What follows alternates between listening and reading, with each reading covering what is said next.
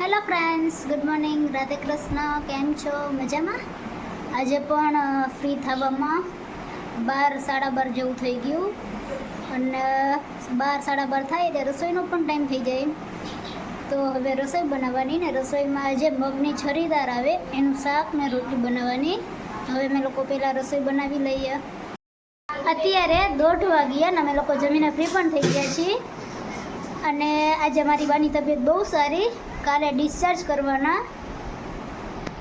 હમણાં જ મારા મમ્મી પપ્પાનો ફોન આવ્યો હતો અને એમના લોકોએ કીધું કે પહેલાં બાને કાલે ડિસ્ચાર્જ કરવાના હતા, પણ સવારે રિપોર્ટ કર્યો તો એ રિપોર્ટમાં બધું સારું આવ્યું. તો હવે અત્યારે ડિસ્ચાર્જ કર્યા અને હમણાં મારા દાદી, મારા મમ્મી પપ્પા અને મારા કાકા કાકી ઘરે આવ્યા.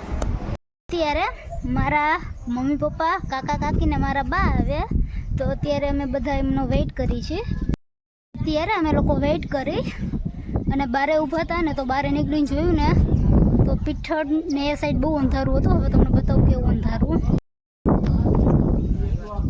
હા, જો અંધારું.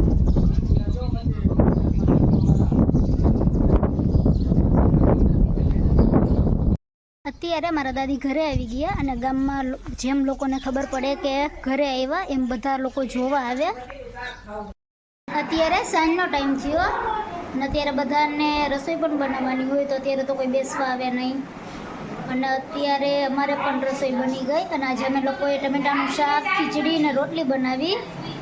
મારા જે અદાર ને ભાભુ આવ્યા એ બધાને અમારા ઘરે જમવાનું, મારા ફોઈ એ બધાને. અને અત્યારે અમે લોકોએ સાદું જ બનાવ્યું છે, ખીચડી, શાક ને રોટલી જ. તો હવે અમે લોકો પહેલાં જમી લઈએ. અત્યારે અમે લોકો જમીને ફ્રી પણ થઈ ગયા. હજુ ફ્રી થયા ત્યાં તો ગામના લોકો જોવા આવવા માંડ્યા કે હવે મારા દાદીને કેમ છે એમ. હવે તો મારા દાદી બધા જોડે વાતો પણ કરે. અને હવે મારે એક ક્વેશ્ચન હતો તમને લોકોને. મેં જે કાલે વ્લોગ અપલોડ કર્યો એમાં તમને લોકોને અવાજ આવે છે કે નહીં એ તમે મને કોમેન્ટમાં કહેજો. તો આજનો વ્લોગ અહીં હું પૂરો કરું છું. તો મારી ચેનલને લાઈક કરો, શેર કરો, સબસ્ક્રાઈબ કરો. Good night. Radhe Krishna. Thank you. Bye bye.